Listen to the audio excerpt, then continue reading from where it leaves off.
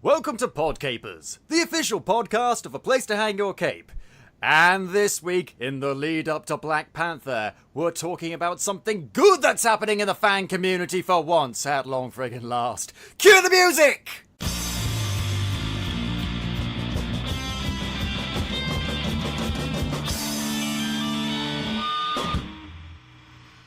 Hello there, Capers, and welcome to PodCapers, the official podcast of A Place to Hang Your Cape. My name is Scott James Merridew, and this is the show where we talk about various geek and nerd-related topics, and are joined each week by a very special different guest. Now, so we're talking about something in the fan community, and talking about Black Panther, and we have today on the show what I think is probably the person who is probably the biggest Black Panther fan I've ever seen. I've ever come across. Capers, give it up for Darian Robbins! Hi, how's it going? It's going very well. So it's safe to say you like Black Panther, Darian? Just a little bit. I won't say like I'm the biggest fan. I don't like to try to compete with folks about being the biggest fan. But yes, I am a huge fan of the character. I'm a Marvel person, or like Marvel, and definitely the cinematic universe. And I'm ready for this movie to go see this movie. You're my kind of guy, Darian. You're my kind of guy. We need more Marvel fans on this show, jeez. Hey. Oh, God. So, Black Panther, where did this love of Black Panther first start? I say for me, it probably started, I'll say probably around 2005, right when Reginald Hudlin started his run with the Black Panther comic. I'd known about Black Panther before, and where that came from was when I was younger, I got this book called How to Draw Comics the Marvel Way. Same. That was a birthday gift for me. Yeah, and so if you looked at some of the lessons it had, I think it was Stan Lee and John Buscema who did the book. It had it had pictures of Black Panther, him doing, them doing some, art practices with the character. So I knew the character there, but when I started really getting into comics, I was an X-Men favorite. So right around Mutant and Proud. Yeah. Oh yes. Yeah, I was definitely big into that. So, but around 2005, I started, getting really into Black Panther during Reginald Hudlin's run, and I just loved it. I just loved the character. And for me, at that point in time, I was going through college. I was studying mechanical engineering, so it really kind of spoke to me as a black man seeing someone like his character, being a superhero. I'm not a superhero, but I like the character. We're all superheroes in our own way. That's a very good way to put it, because we are. I think we all have gifts and talents that we bring to this life and bring to other folks that can enhance their lives and our lives as well. But as far as like the Black Panther character, I just love that him being a king, him taking care of his country, also doing justice in the world, but also understanding technology and trying to be on the forefront of that too. That's kind of where I saw myself at that point in time, where I was studying in school. So I really kind of clung to the character right then and there. So. Yeah, because that's another thing I like about Black Panther, is because he is a king, he's a monarch, but he's not like our monarch who's just a figurehead, who's not really doing anything. She's just in a palace drinking tea, like, oh, how lovely. I'd love to see a superhero comic where the Queen actually kicks some ass. That will never happen. Take that, bad guys, whoopah! Philip, fetch me my blunderbuss. Right, that would be that might be actually a good comic book right there just to put together. I will make that my life's mission, to make that comic a reality. But as you say, he's a king, but he's actually doing stuff. He's kicking ass. He's taking names, and he's taking care of his country. And it's one of the most developed countries in the Marvel universe. Right. And that's one of the things I was when they decided they were going to do a movie. I was kind of fearful that maybe they might not go that far, with that understanding. And so I'm glad to see, Hollywood is always painting such a glamorous portrait of African nations. Boy, I think I'm putting that in for understatement of the year. So that's so yeah, but exactly, that was my fear too. Given in addition to being a big sci-fi film fan as well, just like you said, it has the depictions of Africa, and particularly in something that's maybe being the most advanced country within that universe. I just didn't I didn't have total faith that they would pull it off. But man, once the production started rolling and you started seeing who they brought aboard, and then I'm blown away that they're doing this big, and also at the same time coming out with a fantastic movie that adds to the cinematic universe. So I just don't see I don't see how Marvel can top itself, can keep topping itself, but it does. That is one of the things I love about the MCU. As for all, and I have noticed this myself, a couple of, recurring trends and maybe a few repeated patterns. There is always this element that keeps coming up where they do new things. DC. Yes.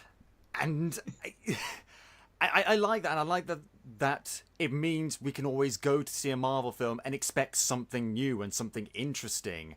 And I think it does help that there are fans crying out for something new, and Marvel is more than willing to oblige. Because you did sort of start a sort of a campaign for a movie almost.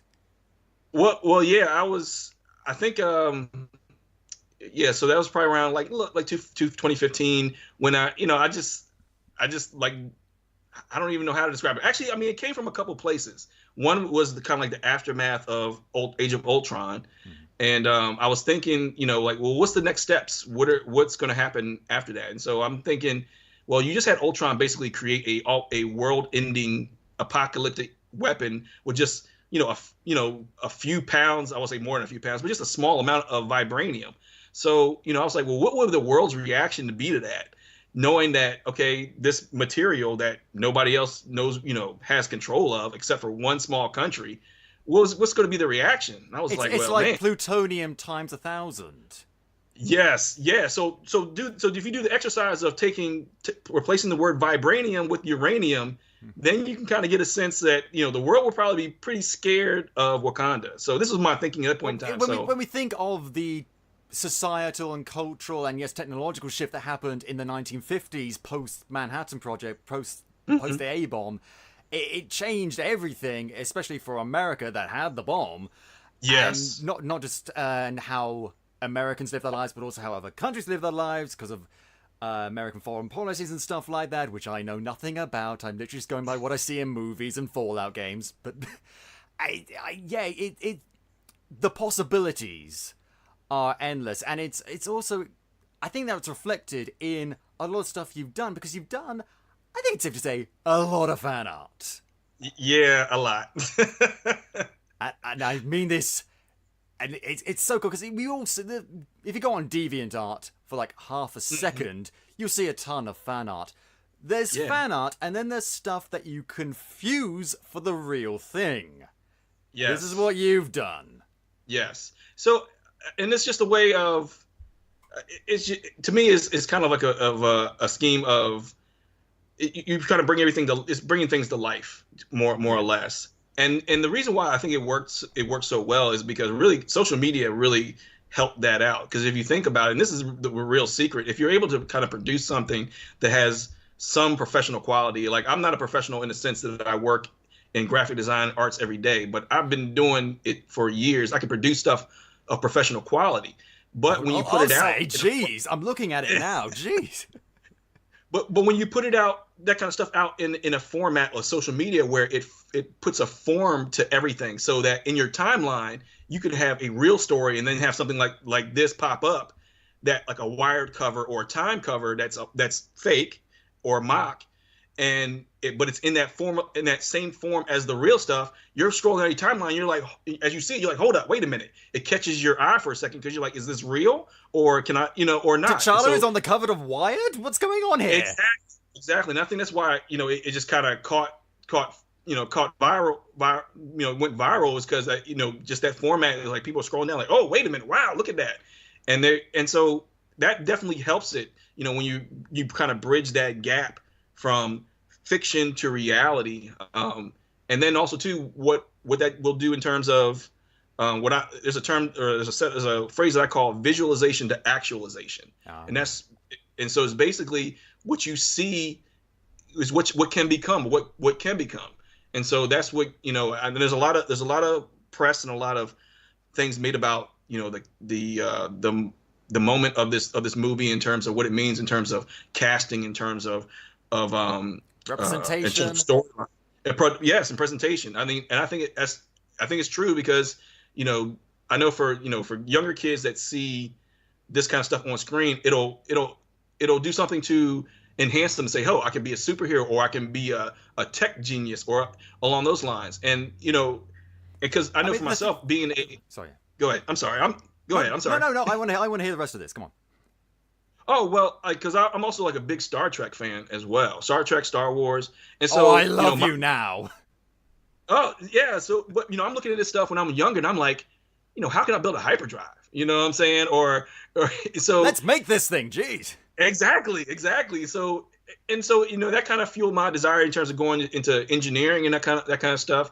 But and so I haven't made a hyperdrive yet, but through study and that kind of stuff, I understand what principles of why it couldn't exist or why it wouldn't exist. But there's some people out there like who see that kind of stuff and say, well, why can't we make it happen? What would it take? And they push further to actually make it happen. Like a third of all the technology in Star Trek we actually have now. They had like I know, that's iPads crazy. and Google Glasses in the show back in the 60s. And right. it's life imitating art. It's amazing. Yes. And I love the fact that stuff like that does inspire people. I mean, I used to, watch like sitcoms and stuff by Richard Curtis and stuff, and that made me want to be a writer. Okay. And so, that's a bit more direct thing, but I think if you show humanity in all its form and splendor and show the things we can do, then that's when we move forward, and we always need to be moving forward. Technology is going forward. I think it's like in increments of 3 right now, so every 5 years we're 3 times more advanced. Oh, okay. I think I can't remember. Don't quote me on that, but no, that's okay. we need people to keep up with that and perpetuate that.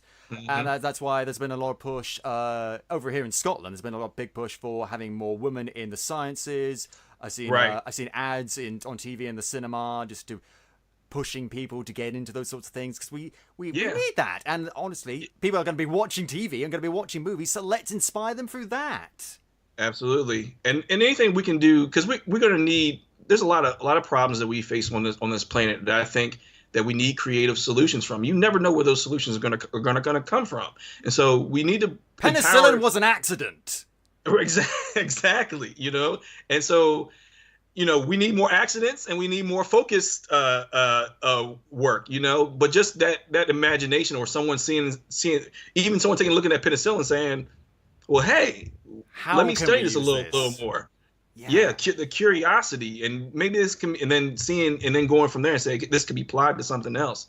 I think we ought to try to spread that as much as we can across the board, because someone's experiences that might not be, I guess what we typically think is usual might come up with an unusual solution to a problem.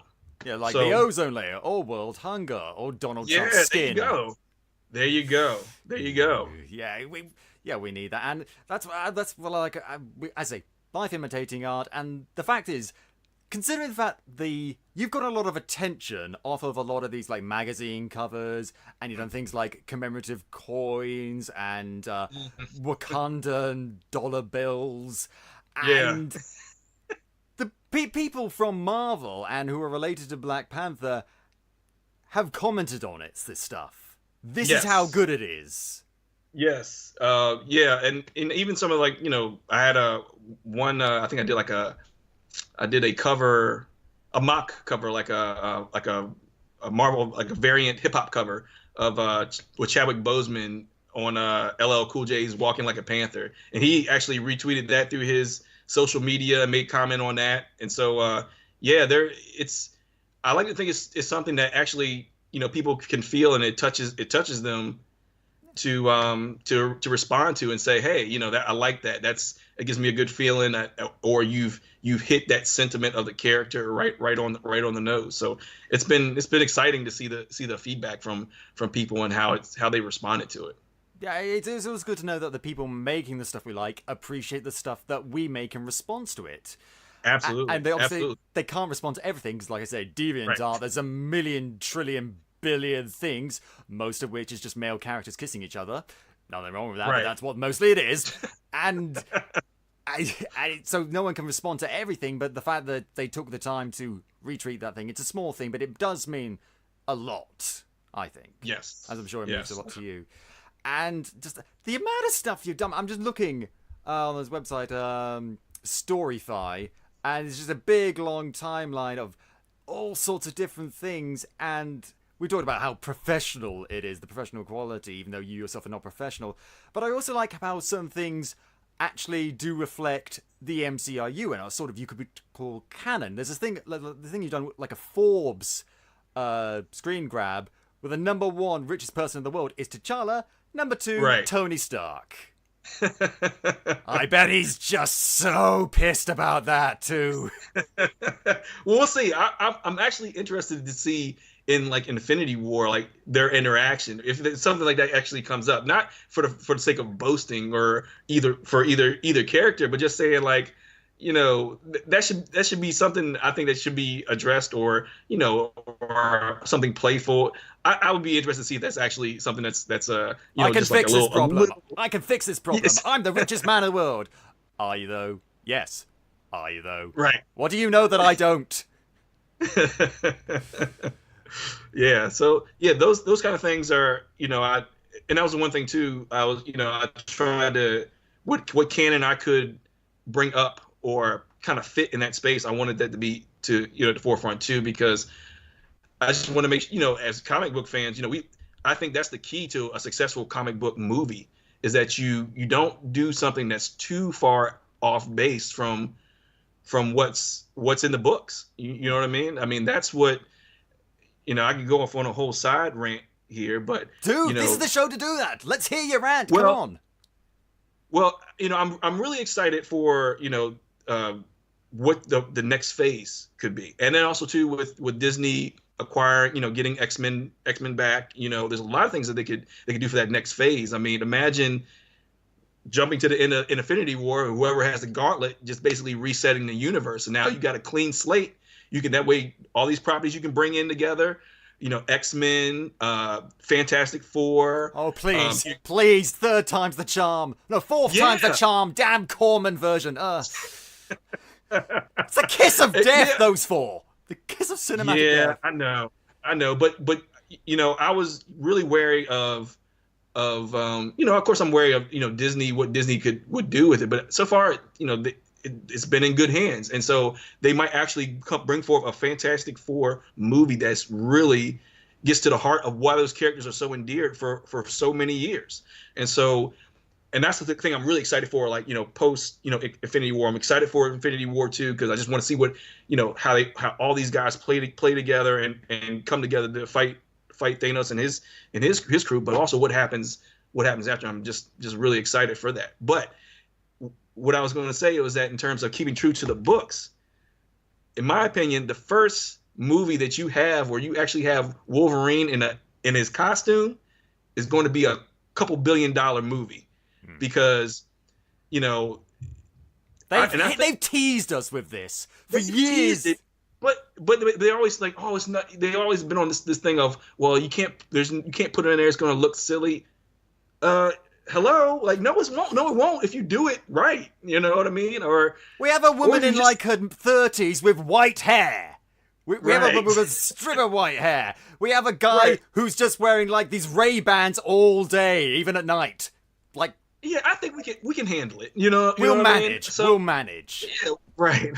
So, but just getting back to that and getting and holding true to certain things there. Now, don't get me wrong. There's certain things that might not always work, you know, transition well. But Fall Off Boy. Do you remember that character? What's that? Do you remember Arm Fall Off Boy? No. This was a DC character, because only DC would be this stupid, and he has the power to detach his own arm. Oh man! What a hero! Well, DC has. Well, you know what? Okay, let's talk about DC real quick. Yeah. I think that they really ought to promote the showrunners for their TV series to the movie arena. So whoever's, you know, I think DC does an excellent job with all their TV series in terms of, you know, making, you know, really, really good entertainment. I think they need to start transferring some of that talent to the movie arena, because even still, I mean, like I said, even though I'm a Marvel guy, I'll go see a DC hero movie in a second. You know what I mean? I mean, Batman was one of the characters I was a fan of. I was actually looking forward to seeing Justice League as well. Seeing all those characters together.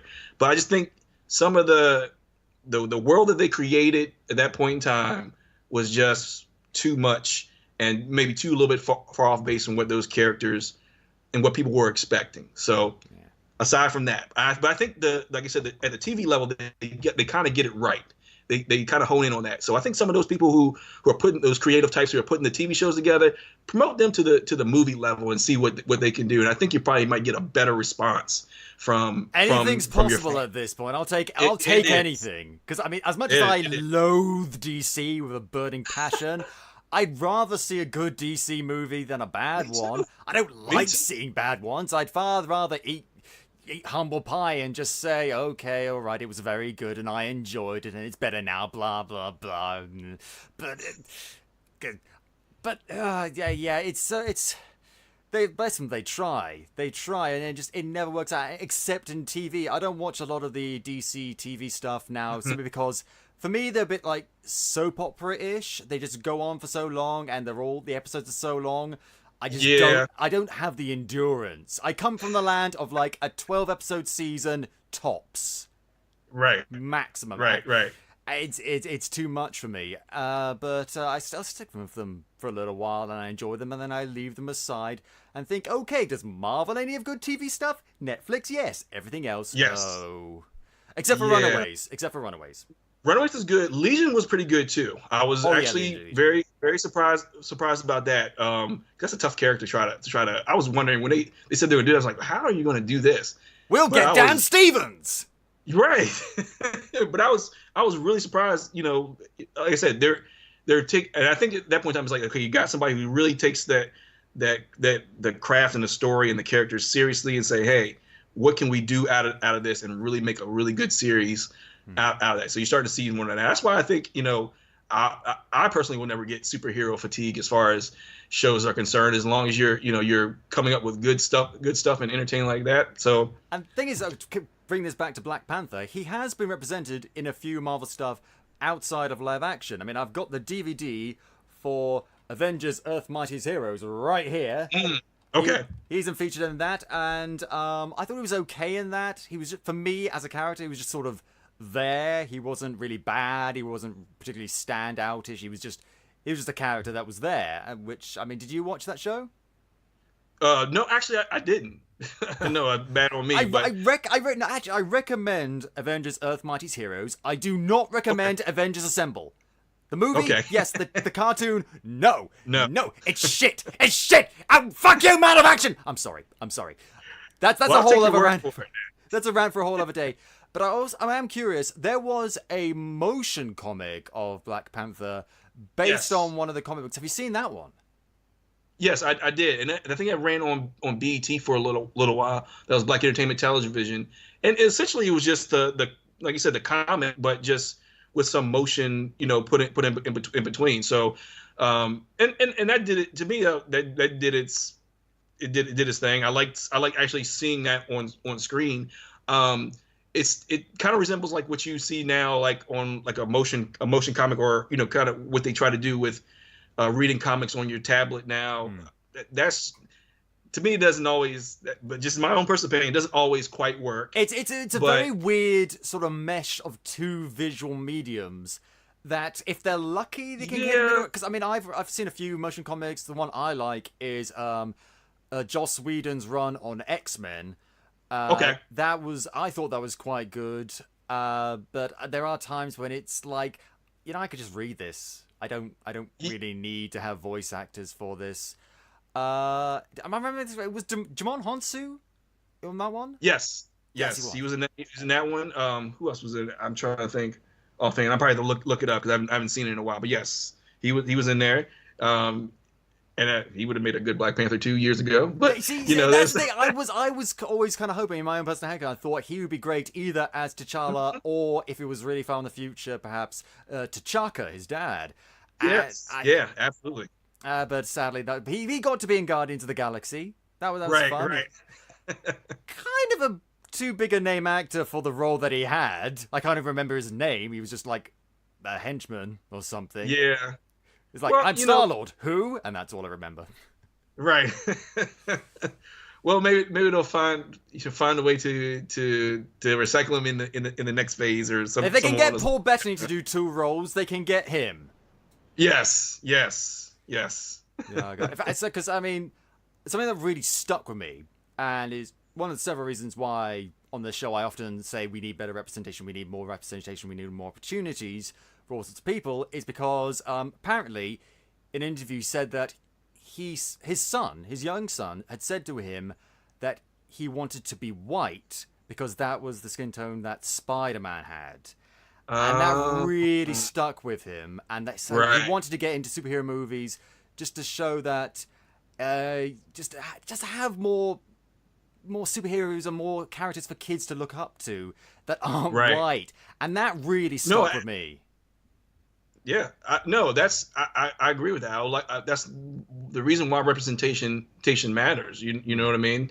So you can see yourself, in terms of visualize, represent it, and then and in the end, Spider-Man is not a bad thing to aspire to in terms of his what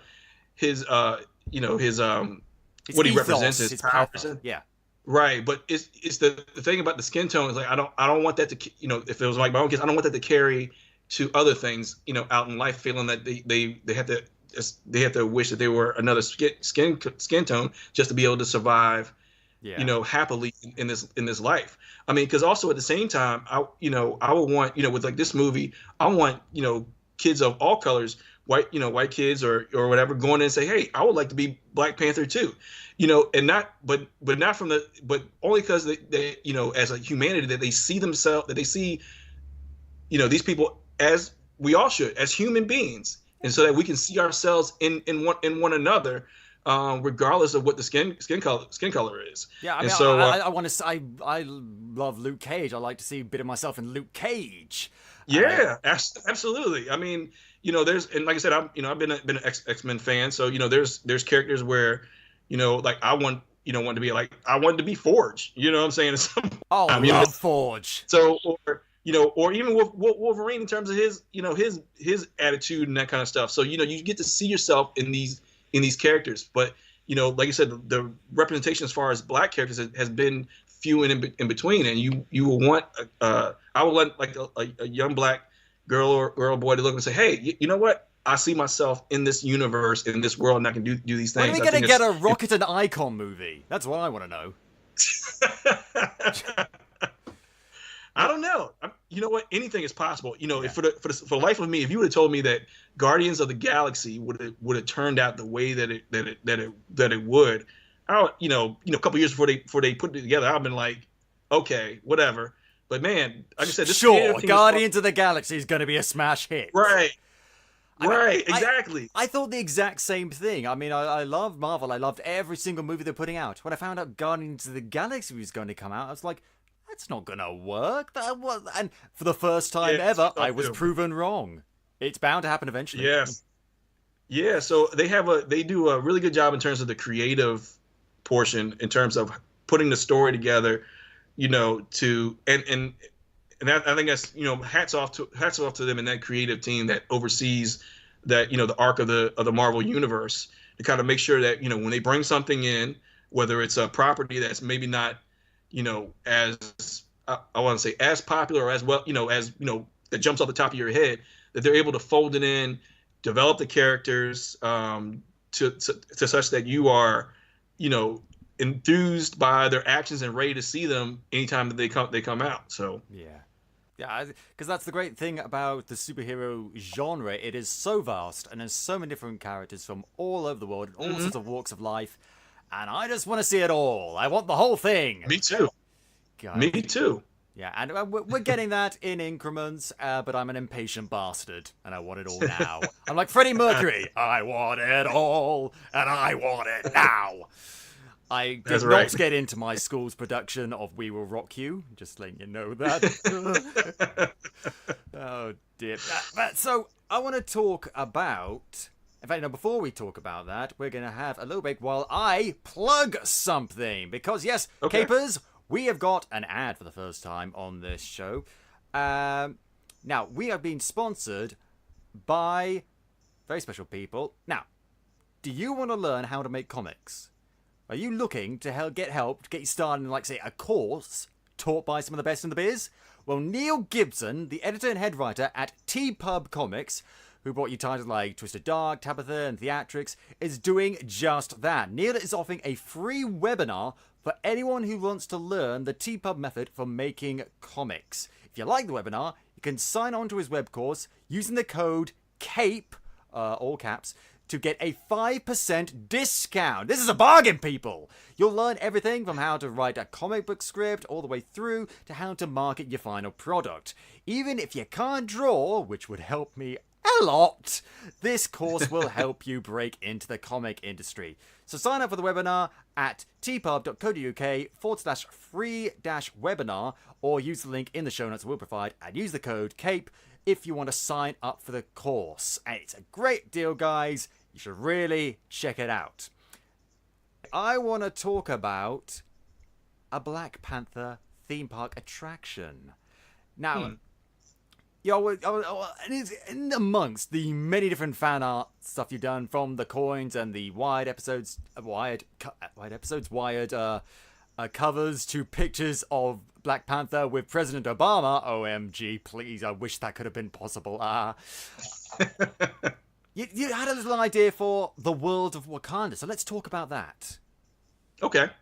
So basically, is like you said, the idea is have an attraction at a Disney park, where it's Wakanda, basically a small version of Wakanda, and the world of Black Panther.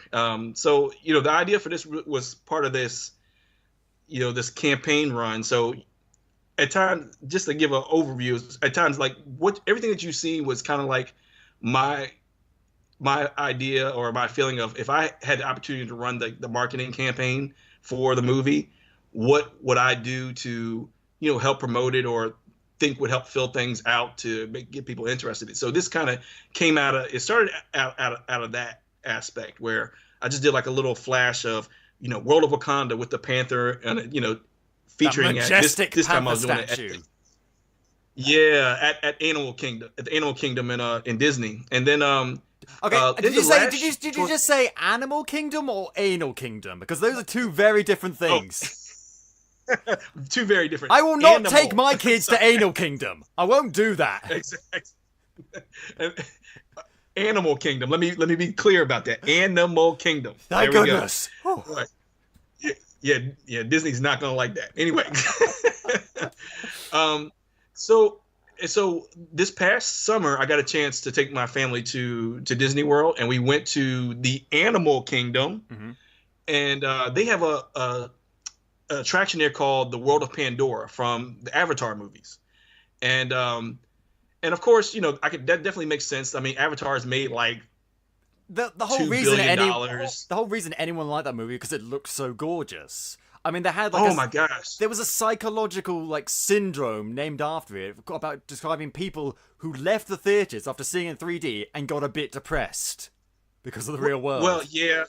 Well, the thing that what was most impressive to me about that, on a side note, with a 3D, because they thought so much about of course they filmed it with the intention of it being 3D. I remember one time I was watching the film and I had the glasses on. I swatted what was something in the corner of my eye. I thought it was a bug. It was part of the film. It drew you in. Yes, that when I realized that, I was like, I'm swatting something, because I'm watching the action, and it just so happened like something like flew. I saw something flew in the side, in my vision. I swatted away. I'm like, what am I doing? That's not really there. You know what I mean? That's where I was like, oh man, this is an experience, not just. If they can fool the human mind into believing that an alien landscape is at least partially real, that's right. Not just a feat of storytelling. That's not just a feat of cinema making. That's a feat of engineering. Yes, it is. Very true. Very true. So, but with with how much money that it made, obviously for Disney, it warranted them to say, hey, let's make an attraction to help, get people there and entertain them with various rides and stuff related to the movie. So my thinking too was that I feel like this movie Black Panther is going to be a billion, maybe not as big as Avatar, but it's definitely going to, in my opinion, going to be $1 billion or more. There is a property, lot of buzz around surrounding this Yes, movie. I've it's seen a a huge lot of amount of different buzz. people that wouldn't usually talk about a superhero movie, talking about the movie. So I'm hopeful. Absolutely. Yeah. Oh, me too. I know it's gonna make a whole mess of money, and I definitely think it's gonna be a $1 billion property at minimum. So my thinking was, well, if that's the case, then let's have Disney World make an attraction for it. So I just started putting together, you know, and my background is I'm an engineer, and I do some stuff with some 3D modeling and that kind of stuff. So I just started putting stuff together of like what would I love to see at the attraction. So that's how it started. And I'm not finished with it yet, but I'm probably maybe about a third or almost half of the way through in terms of the attraction or my version of the attraction itself, to see what I would love to see at something along those lines. And what also helped that too was that part of my fandom, one of the things that I did was I like, with 3D models, I like, when you have a movie that's coming out, I like taking pictures and kind of reverse engineering the sets and then doing 3D models of them, which cool. is kind of, yeah. So there are people that paint little figures of like Warhammer characters and stick them on a little display. Your thing is not that out there. Okay, good. I'd say it's better. So what I did was, as the pictures were coming out of stuff, I did a 3D model of the throne room that you're going to see in Black Panther, at least as best as I could from the pictures that I have. And so, yeah, basically that's that's kind of like my centerpiece of the attraction, is that throne room that I've made. Was like, in the center of all this, you can walk into the actual throne room of Wakanda and see, maybe, it might be this from the set or a version of the set. And so that's what, that was what kind of like the basis of what kind of grew from everything else, is that I have this model. Let's just start putting stuff together, see what happens. What does it look like? There's not to say that, excuse me, I'm not sure what Disney has plans to do with that, if they ever did or not. But well, they got something sort of going in the works right now, where they have Black Panther the character, wandering around the California Adventure Park. Yes. Well, let's give him a home, official home. Because apparently he's not going to be there for that long. So well, hopefully they might rethink that after they start seeing more of the returns from the box office returns. That you might want to make that a permanent thing. And so Disney, look at the box office. Right. Look at it, Disney. Right.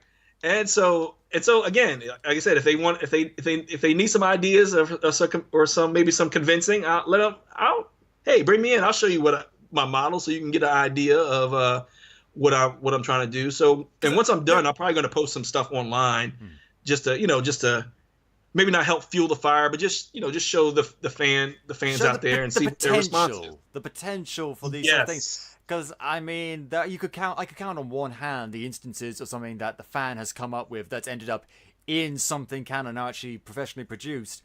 But it could happen. And speaking from experience, I went on a university trip to Leavesden, just outside of London, where they had like this Harry Potter museum sort of thing, and you could walk through Harry Potter sets and stuff. I went into the Great Hall. It was there. Man. I had butterbeer. That's what I had. It's like you're there, and it's real. Yes. I mean, they had an advantage there because it was the actual set. They literally just picked up sticks and moved them. Oh, that's cool. That's very cool. And there is nothing like that. And I actually also, because I used to live in Oxfordshire, we went on a secondary school trip to a couple of places in Oxford College, to the place where they filmed initially The Great Hall. So I know I've actually been in the set version. I've also been in the real life version, where I've had butterbeer, and I've also eaten venison sausages. Because this is what all British people do, folks! This is what we all do. We just cruise around Harry Potter sets and eat high society sausages. Believe the stereotypes. Believe the stereotypes. Okay. Well, I'm telling you, if I make a journey over there, best believe I would definitely want to see those sites as well. You know, and they have Universal has a Harry Potter themed area. The Wizarding World of Harry Potter. I hope they get to. I know it's not that. I hope to get to it. You know, we hope to get to it soon. But I would love to be able to see the actual sets as well. I think I do. If you go on Google Maps, they actually have like a 3D street view of some of the sets from there. And so, I mean, I was in there for like hours just like looking around. Oh, wow. You know, so stuff like that where you can get like technology comes into play. Like, so even the park that in the model I did, I made it so that now it's kind of a VR experience as well. So you can put a VR headset on and look around the model. They have like some sites and some websites and stuff have like panoramic 3D interior models and stuff where you can look around. Yeah. It's amazing. Right. It's no substitute for actually going there, but as I say, it shows what is possible. Yeah, absolutely, and I love that kind of stuff too. But also, like you said, I definitely someday want to see it in person, just to satisfy, like my own fan, being a fan of that franchise, and just in the movies as well, just being able to just kind of live in that moment. I know my wife is a huge Harry Potter fan. She would actually go crazy just being in that environment. Yeah, it is great because, this is one of the reasons why I'm so grateful to be a fan living in today times, because back in the 60s, the 70s, or the 80s and stuff like that, maybe if you were lucky, you got to see some sort of cartoon or some sort of movie, or maybe more likely like a TV show like Incredible Hulk or something like that, but that's all you got. Now, we can actually go to these places. You can visit Hobbiton. That's what you can do. You can go to New Zealand. That's on my bucket list too. You could go to the Green Dragon Inn. Oh my god!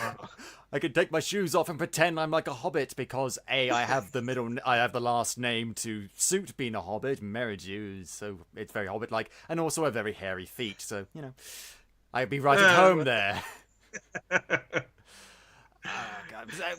I think we do need stuff like that because the Marvel Universe, for the most part, I think it's fairly bog standard. The only other place I can think of in the Marvel Universe that you could do an attraction based around is something like Asgard. But even then, I feel like I don't know anything, but I feel like that's something we may have seen before, like the Norse thing with a bit of sci-fi. Right. It's not. I'm not saying it wouldn't be interesting. It just wouldn't be something especially unique. But Wakanda, it's got the whole technological aspect, but also. Because that's what I like about Wakanda. It's technologically advanced to an extreme degree, but it's still very much an African nation with African cities and African culture. As much as you can say African culture, because that's a very broad generic term. But so that brings something unique that we wouldn't have seen in any of these theme parks. Now, have you been to any other sort of Marvel themed attractions at any like Disney and stuff like that? What have you seen? Let's see. I haven't. I'm trying to think. Yeah, because I think Universal has some stuff. They might have like a Spider-Man ride. I haven't been on those rides yet. Like I said, that's part of a trip that I want to take.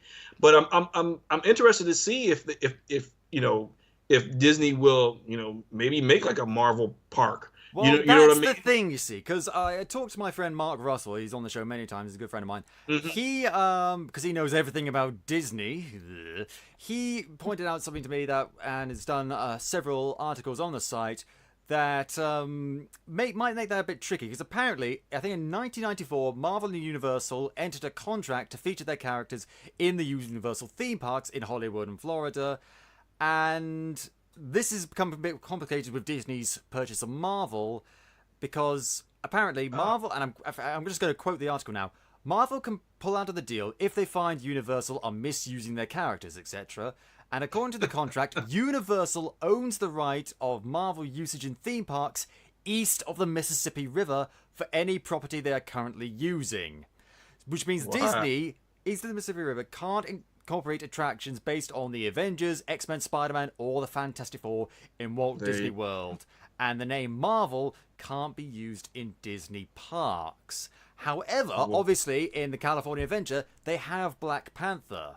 So if there's a loophole, I'd say they should exploit it. Yeah, I agree too. Or they could just buy Universal. No, they bought everything. Oh God, they're everywhere. They're consuming everything. But maybe I'm not.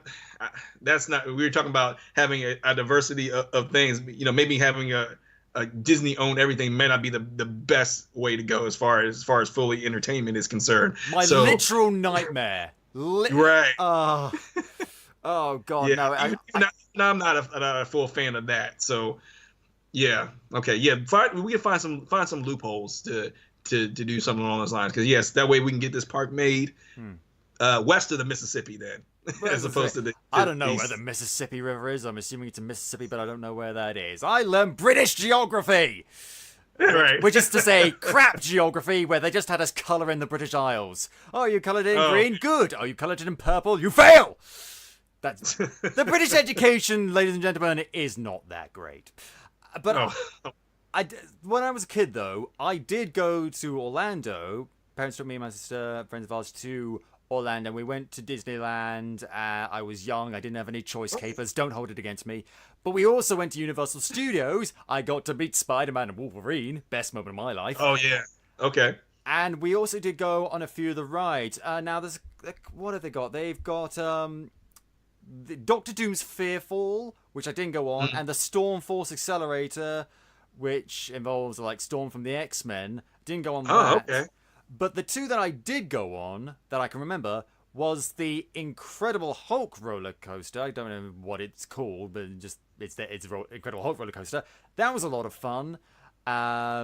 Just in terms of a roller coaster, they tried to incorporate like a story, like he's hulking out, but I was like, can we just start the ride, please? Can we just... Oh, here we go! Whee!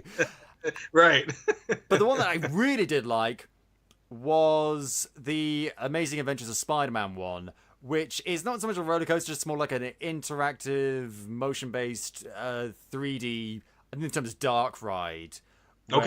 Where you just go through like this... the idea is that you're all like reporters for the Daily Bugle, like...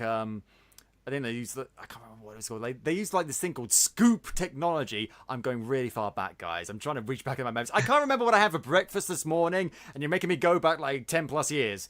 And it's oh god. And so you're taking photos of stuff, but then there's all these Spider-Man villains, and Spider-Man turns up and says, "Hey, you shouldn't be here." But we stick around because otherwise the ride would just be over. We just like get out. Like 2 minutes pretending like we're newspaper reporters, and then you should go. Okay. And, stuff happens. You get tossed around a bit. Well, pretend tossed around by a couple of the villains. And I really enjoyed it. It was a lot of fun. But that was my only interactions with those sorts of things. Because we don't really have theme parks to that degree in the UK. We've got like things like Alton Towers and Thorpe Park, which are fun. But we don't have anything quite like that. So it was quite an experience for me.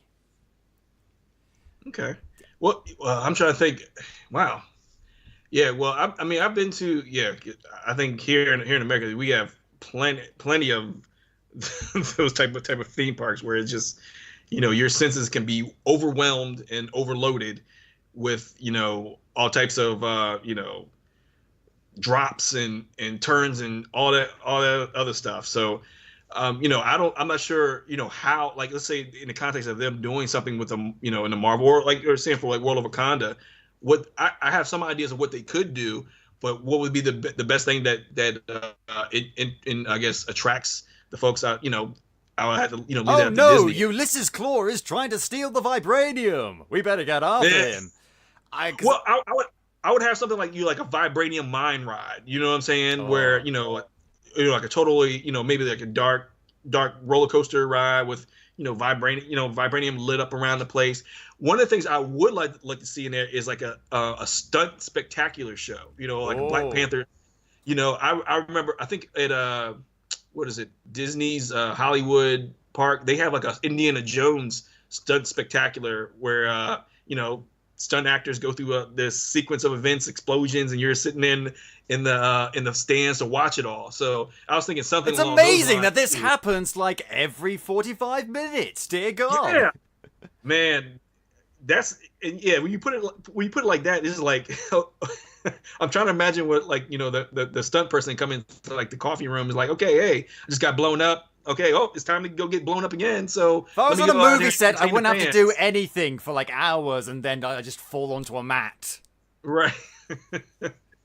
So yeah, that's got to be a very interesting life Yeah. to lead. So We saw a couple of yeah. things like that when I went to Orlando when I was a kid. Although most of them got cancelled due to thunderstorms for some reason. We were inside. I don't see what the issue is. But then again, I live in a country where thunderstorms are not especially frequent. Oh, okay. Well, hey, well, yeah. Well, yeah. I mean, it's not so. Depending on where you are here in America, we'll get some thunderstorms here and there too. But I'm guessing, they're fearful of something knocking out and power going out and somebody left hanging in the air, suspended in the air, and can't get down. So Okay, folks, we're gonna have to take a quick break now because Indiana Jones has been struck by lightning. We'll find another indie. We'll find another indie. Right, no worries, guys. Don't worry. He's pretending. So you got some stuff figured out. Can you tell us what you do have figured out for your ideal attraction? Well, so the way I have it right now is that I have it. The things I do have figured out, like I said, I have a couple rides. So definitely, I would like to have like a vibranium mine ride. I want to have a stunt spectacular. I also want to have have an area where you can visit the throne room.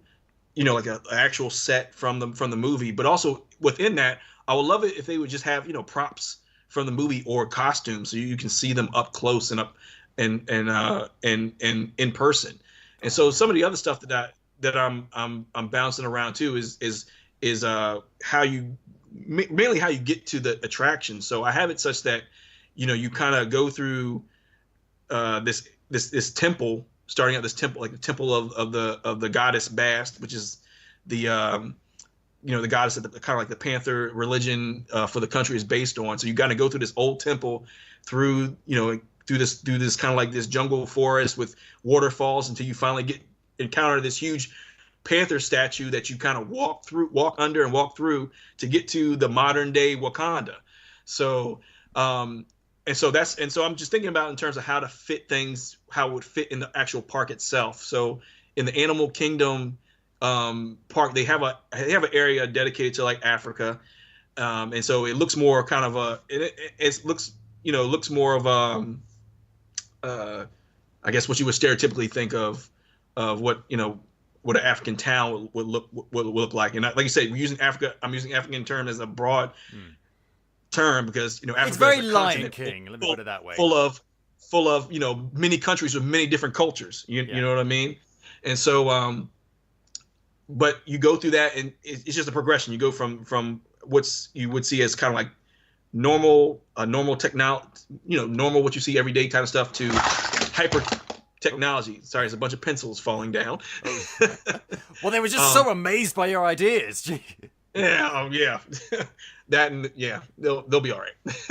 But that's what I have figured out thus far. I got what I also have figured out too is where I would put it at in relation to the park. So I got some things figured out. Other stuff is just how to kind of put it all tie it all together such that it's a place that you can go and want to see all the different attractions.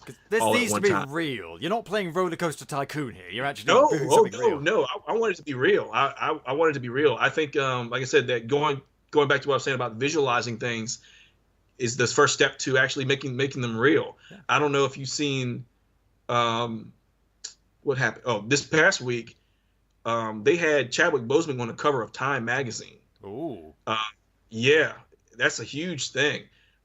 One of my earlier pieces of fan art was his character, T'Challa in Black Panther on the cover of Time magazine, talking about life imitating art yet again. Right. Now I won't say that, I'm not saying that I had a cause for that, but I guess when I made that piece of fan art, I could see that being a possibility if this character was in the real world. So I'm a believer in those type of things. So heck, I feel like if I put this together, maybe Disney might let me take a look at that, or maybe you want a job, well, let's consult you on something. Who knows? So or putting it out there, the fans will say, hey, you know what, I like that, and maybe the swell of people's responses might cause that to actually become a reality. Because if Disney looks at this and think a lot of people like this, a lot of people spend money on it. Sadly, money's the thing that makes the world go round. But if that's what we have to do to get their attention, I'll do it. Yep. Yes. I'd like to see this thing. I mean, I probably wouldn't get to experience it because, plane tickets are expensive, guys. And so, but it would be so cool just knowing this sort of thing exists. And I think we need more stuff about that, because so people of America can enjoy that sort of stuff whilst I'm over here in the UK on my dodgems. I like my dodgems. I'm fine with that. Well, we're gonna have to get you. If it happens, you definitely gotta get you over here. So if I'll do what I can. I'll fly you in so you can be on so you can come to the opening of it, man. I would, I love that, but I probably make my way over there eventually. When I end up dominating the world under my regime. Hey. Yeah. No, that is good. Everybody's got to have aspirations. Everyone's got to. I mean, hey, if Disney want to take over the world, I can take over the world. Speaking of Disney, that's the annoying thing about Disney right now is that when it comes to Marvel, a lot of people they feel it's sort of interchangeable. I view it as more like they own Marvel and own Marvel Studios, but Marvel Studios is the one making all of these good decisions. That's how I partitioned it in my mind, because otherwise I would go quite insane. But I just want to talk about something else, Capers, something else Disney related. The animated movie Coco. Have you seen it? Yes, I did. It was fantastic. I love Pixar, and I love the Disney Pixar films, man. And they didn't disappoint with this one either. It really was an amazing film. I also love Pixar, especially. Pixar I've loved from a very young age, and I was really excited to see this movie because is it the first animated movie with an almost all Latino cast? Yes, I believe so. Yes. Yeah, and I was really excited to see this movie. I was really excited, and I fucking hate this movie. I'm sorry. I'm sorry. I'm not saying it's completely terrible. I'm not saying there are a lot of good things about it, because there are. Sure. There are many things about this movie that I take severe issues with. And it's... Okay, like... I'm not saying it's even the worst Pixar movie, because Cars 2 cannot be topped. But... Have you seen The Good Dinosaur? I love The Good Dinosaur. Really? Oh. Yeah, because go ahead. The Good Dinosaur is a simple movie. It doesn't take any great risks or anything like that, but it's just a nice, sweet, simple story featuring beautiful animation, easy to identify characters with clear goals. It's not a big risk taker. It's not something massive. It's not something especially inspirational or life-changing. It's just a nice, sweet, wholesome, simple movie. And I don't have anything wrong with simple movies. I like complicated movies. I like movies that take risks. But if you're going to do a simple movie, at least do it well. And they did that well. This movie, on the other hand... So I take issue with the mere premise of this movie. So, there's this guy. He's a musician. He has a family. He leaves his family to pursue his musical passions. And so the family, basically the wife, is very, very sad. So she becomes a shoemaker and trains her, daughter and her subsequent generations of family to become shoemakers, to become independent. Well, you know what? That's a great idea. That's a great inspirational story of heartbreak and overcoming those obstacles. Oh, but no. They have to hate music as well. I'm like, do you really, really, really need to steal plot points from a fucking Little Mermaid sequel? Is that what you need to do? Little Mermaid 3 has the exact same plot. Triton has a wife dies, wife loves music, so Triton banned music. The big fish Zeus guy just banned music. And it's just like, what the fuck? That is so stupid. And yet, that's the exact same. And it'd be different if they like saying we don't want anyone really to pursue a musical career because that's what they led them to abandon their family. But no. They take it to like I hate using this word, but like Nazi-esque level of hatred for music in this movie. I realize that's a strong phrase, but still, like the matriarch of this family, like screams like no music. If anything sounds music, it's like no music. Someone like is humming outside her house in the street, and she like opens the window, screams at them to stop humming. Like, I'm in the middle of the fucking street. If I want to hum, I will fucking hum, lady. I don't give a goddamn what you think. And, like, there's a way they could have done this to make it seem more realistic and more sympathetic. Because, but for me, like, this guy left because he was an irresponsible dickhead. Not because of music. Like, he could have been a painter. Or he could have been an actor or anything like that. And like, so what are you going to do? You're going to ban acting? You're going to ban paintings in your house? It's crazy. And I could understand that it needs to cause some sort of conflict and a rift between the main character, Miguel, and his family. I get that, I do. But the family are so egregious with their hatred, it completely took me out of the movie. Like, his grandmother finds his guitar, his battered old guitar that he really loves, is probably his most cherished possession, and she smashes it! Like, hatefully smashes it! And it's just like, you could have this conflict without making me think that these people are monsters. And I can tell they're going like the whole thing like, oh, they'll reconcile at the end. Like, I don't want him to reconcile with these people. These are monsters. Like, I realise there are some families out there that don't necessarily support people when they choose careers that are a bit different. That's not my case. When I told my parents I wanted to be a writer, I wanted to do things related to pop culture, stuff like that, despite the fact that that was so different from what they did, but they were always very supportive. So I am lucky in that regard. But at the same time, I feel like if someone did disagree, I think if they disagree with my life choices, they wouldn't do it to this extent. If I wrote something down, they wouldn't try and burn it or anything like that because they're not monsters. And it's go on. No, I understand what you're saying. I think that like you said, you've been very fortunate to have parents to understand, and respect the choices that you have. You know what I'm saying? And likewise with my own parents, they even though, like I said, I ended up being an engineer, which I like doing, but I've been drawing and painting ever since I was young. Oh wow! And that's something that'll never stop. And they've always supported at any stretch. They've always supported me, doing that kind of stuff. And I felt like if I wanted to fully pursue that, if I wanted to not even pursue engineering and go art, they would have supported me in that aspect. I think in the case of, but that's not. I don't think that's. So, like what you're saying, the case of them being so extreme in terms of the hatred of music is probably not. I would hope is not something that's commonplace. The thing for me is it's Pixar though. It's Pixar. They are much smarter than this. This is why I'm so angry. Because I look at something like Inside Out, which touched me very deeply. It's such a smart, clever movie that has so many interesting ideas. And then there's this. And it gets worse, though. Because through various things, Miguel picks up, like, I guess it's a magic guitar. In fact, they never really explain that properly. And he ends up traveling to the land of the dead because it's Dia de los Muertos. And by the way, I would like to see an American film or like American film that features Mexican culture or Latino culture that wasn't related to Day of the Dead. Just saying, there's other things out there, I'm sure, but that's a minor issue.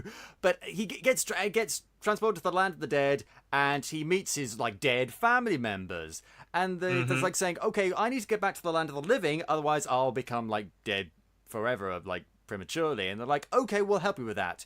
We give you our blessing through this magical leaf ritual thing to go back on the condition that you never play music again. And I'm like, fuck you, dead family members. No, you don't. Are you saying that if he refused to not play music, you would let him die? Is this really the hill that you want to die on, metaphorically speaking, because you're already dead? And apparently, yes, they will. apparently, yes. It's so annoying. And here's the thing: Miguel never said that he wanted to have a career as a musician. He just wants to like play in his town's talent competition. That's it. Right. He never says, "I never want to be a shoemaker." He never says anything like that. He could do both, or he could do neither. He's just a kid, for God's sake. And then this is where movie gets a bit weird on like on a technical level for me. It gets a bit incompetent on this level. So he meets this guy. I think his name is Hector, and it turns out that he thinks that his like his great grandfather or something like is this guy called something De La Cruz, big, huge, famous, very talented star, and he thinks that he's related to him and that he will give him his blessing to go back to the living world while still being able to play music. And he finds this guy Hector who says he knows De La Cruz from way back and be able to help him get to him. And I thought, De La Cruz is not going to be his real relative, Hector is. Wouldn't you know it, I was right. Now, I don't know whether it's just because I've seen 1,000,001 movies, so I'm familiar with these themes, or if this movie is just fucking predictable as hell. Well, no, I think you're definitely right on one end. So, I mean, here's how that works. You've definitely probably seen a lot of movies, and I will agree too many, perhaps. A lot of the plot points and that kind of stuff, yes, you will see crop up again just by. I know, speaking for myself in terms of my own, just because I'm older. I'll be 42 this year, and I've seen a lot of movies. So yes, sir, there's certain it's gonna be rare you're gonna surprise me with a plot point of any type in anymore. So yes, you're gonna see that. But also too, with these movies, serendipity is like a calling card of all these movies. So yes, I'm gonna walk around the corner and bump into the person, and guess what? They're gonna be the exact thing that needs to take me to the next plot point in the film. That's just how it works. That's a very fair point. Yeah, that's part of the formula. Yeah. And so part of what what I liked as far as Coco was concerned was one. I'm a visual guy, so the visuals to me was what what kind of took me as well. So even if there's any plot points in there, I could forgive some of those things, and it didn't irk me as much. But definitely the thing about that person, the De La Cruz being his relative. But yeah, as soon as that came up, I was like, I know that's not the case, but that's just me. You know what I'm saying? And what I've seen and I know, but I'm still the movie is still interesting enough to me because I wanted to see how it developed out.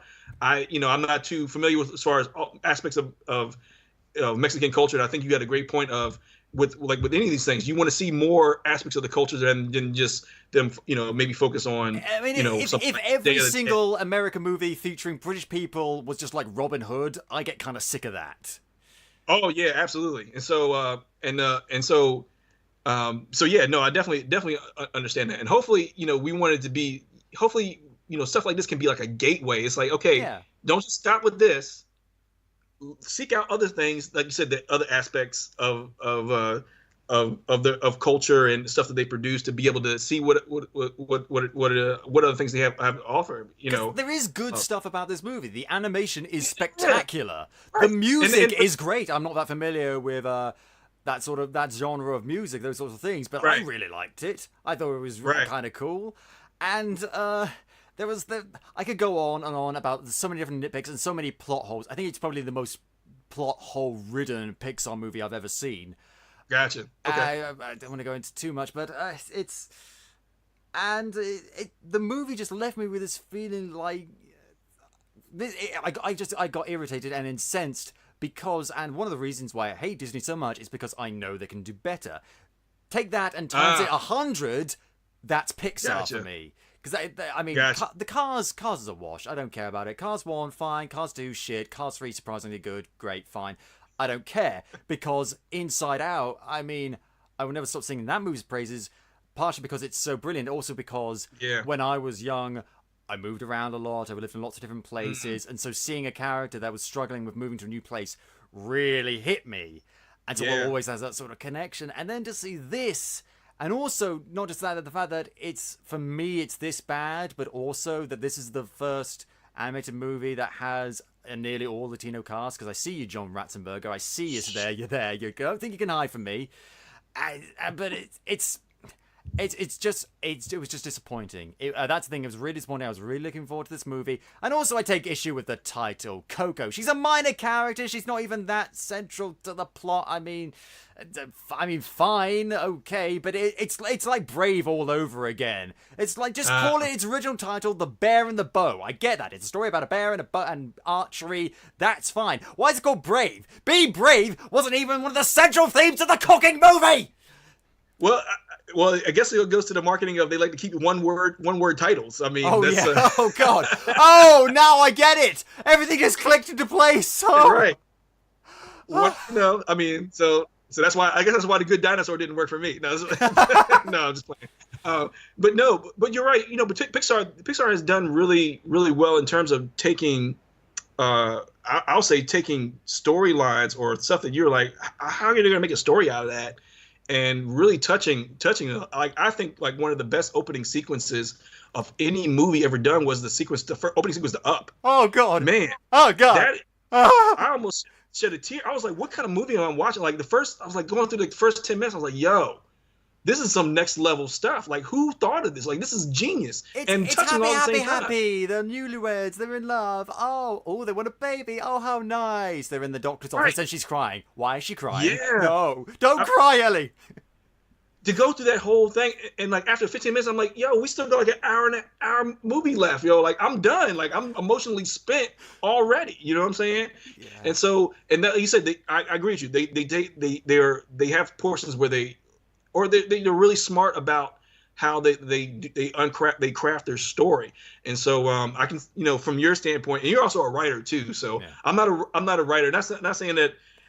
You probably have I know you probably have a very critical eye in terms of listening to dialogue and like picking up those plot points and that kind of stuff and saying, man, if you would, and so that kind of stuff. I am a nitpicker. It is a problem.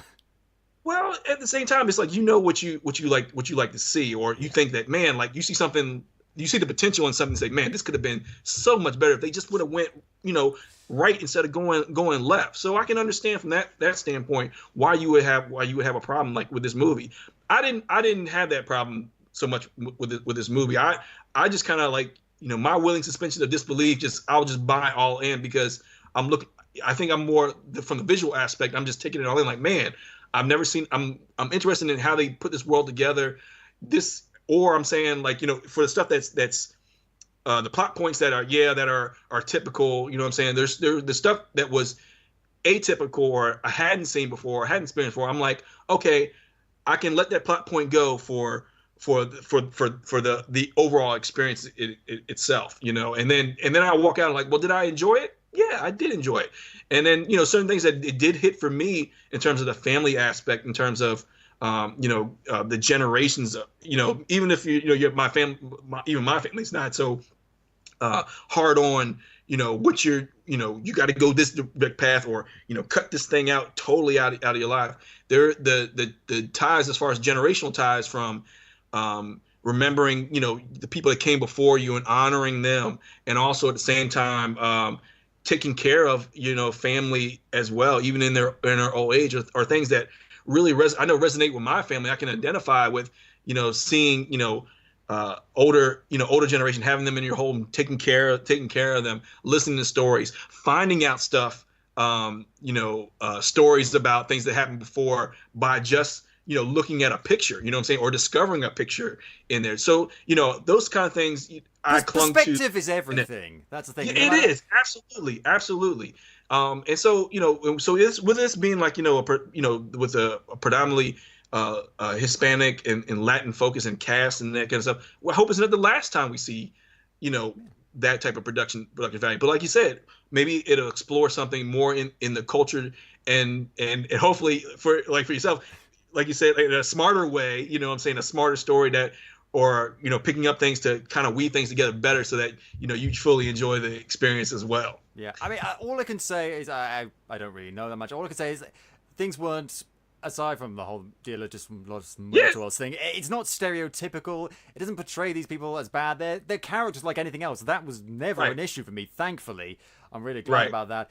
And so there is lots of good stuff there, and I'm glad you enjoy it. I'm glad other people enjoy it.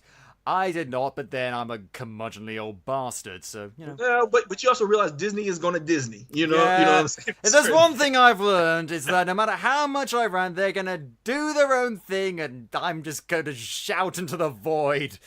But I will never stop. I will never stop. In fact, not too long from now, for Capers, you may be seeing a bit of resurgence of a certain dirty Disney dozen. But that's all in the future. Before that, we've got Black Panther to look forward to.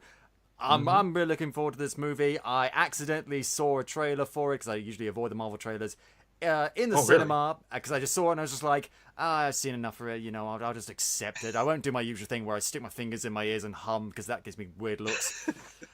And it looked good. A lot of actors I like to see in it. And so I'm excited. Me too. Well, I've watched pretty much everything that comes out of it, and I think this past week I had to kind of say, like, okay, yes, it's time to cut it off, so that way I can walk in and be, have some elements that I'm totally surprised about. But yeah, because I've been following this thing so long, like literally anything that drops, I'm just like running to my computer. A new international TV spot. Watch. Yeah, it's only 15 seconds. I don't care. And I'm picking it apart. I mean, I'll give you this last bit. See, this is how much I've been picking it apart. I've actually almost translated the Wakanda to English alphabet that they have in the movie. Oh my god! Yes, and nerd. Yeah, exactly. So, and that's how like how much I've been looking at the details of this kind of stuff, and which is interesting because the production designer Hannah Beckler, she had made mention of that, that they came up with a Wakandan alphabet. Because everyone's doing that these days. Klingon, Dothraki, we got all sorts. Yeah. So once I read that, I was like, well, let me do some research. And so what was interesting, as I would come up with stuff and translate stuff, I would throw write in Wakandan and throw some stuff back to her on Twitter, and she would either confirm or deny that I'm on the right path to getting this laid out. So so I'm a couple letters away, but this, like I said, it just goes back to show you how much I've been looking and scrutinizing everything that's come out so far, just to squeeze any bit of information out. But I know you said at the beginning of the podcast that it wasn't a competition as to who's the biggest fan. I think you're the biggest fan. Let's be honest. I challenge any other Black Panther fan to see whether or not they try to learn or have learned the Wakandan alphabet. The gauntlet has been laid. Hey. I used to do the same thing. I years and years ago, there was a movie, I don't know if you've seen, Jumper, was coming out, and I saw the trailer for that, and I was like, oh my god, this looks so cool. And every single day I was on the website for that movie up until it came out, just absorbing everything. And then I saw the movie and it was kind of shit. And I can't confirm this, but I'm pretty sure that was the day that the slightly cynical bastard you see before he was born. I understand that. Trust me. I've had a couple other movies where I've done that too, where the trailers and everything else is just hyped it up more than what the actual experience was. From what I gathered, that's not going to be the case for Black Panther. For those who have seen it already and have told me their feeling. They're like, yeah, Darian, you're going to love this film. It's everything that you have imagined it to be. I'm anxious to see it, but I've been in your shoes where I followed something. Oh, well, I won't even go into like the Phantom Menace. That is a whirlpool of despair that we shan't venture near. Yeah, that was definitely one of those ones where I was waiting, and when it came out, I was like, oh no, what happened? What did I waste that time for just to see what I'm seeing on screen? So yeah, it's always good to take these things in moderation, unless you know for a fact that it's going to be good, like Black Panther. Okay, so I think on that note, we're going to end the show. Thank you so much for Darian for joining us. Well, thank you. I enjoyed this, man. I'm glad. Looking forward to yeah, and hopefully, like I said, after I see it, hopefully we can connect again and just get each other's thoughts, man. I like to hear you. I would like to hear your thoughts on the actual movie. You will hear my thoughts. Trust me, you'll hear my thoughts. We're gonna talk about Black Panther at some point. Or worse, absolutely. Oh, I'm sure it'll be for better. Speaking of better, Capers, don't forget that on April 14th, Leamington Comic Con, you can find us, myself and David Malofsky, PodCapers, doing a live episode. We'll be doing a live episode show from Leamington Comic Con. So get your tickets. We'll include a link in the show notes where you can get your tickets for Leamington Comic Con, and you can once you're there, you can just come up and watch us muck about talking about superhero movies live. I'm sure nothing will go wrong. So if you enjoyed this show today, Capers, please tell your friends, shout it from the rooftops, and if you haven't already, go back and listen to some of our other super episodes. We've done many things involving MCU, there's tons of stuff. My personal favourite is always our episode where we talk about Netflix's Iron Fist. And you can listen to that show on iTunes, Podbean, YouTube, or at podcapers.com. We have a Patreon. Check out the rewards, patreon.com/AP2HYC. And if you want to get in touch with us, suggest show topics, and maybe you want to come on the show yourself, you can find us on Facebook, Twitter, and Instagram at AP2HYC. Thank you very much to Dan Harris for our logo, a little microphone with the red and blue 3D glasses. Those are mine. And thank you for listening, Capers. This has been PodCapers, the official podcast of A Place to Hang Your Cape. Cue the music!